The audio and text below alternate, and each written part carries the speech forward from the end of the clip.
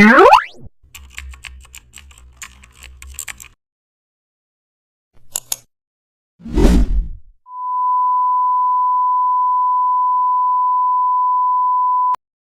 back to the channel, and don't forget to like, share and subscribe for more updates.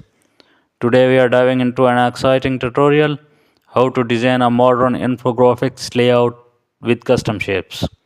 Start with a clean white background and also draw circles using custom shape tool for each info sections.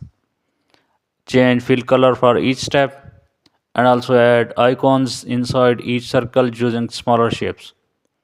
Now draw lines connecting them or flow.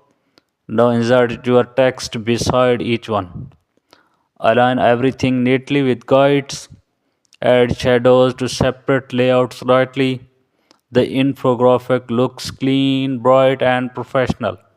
Custom shape tool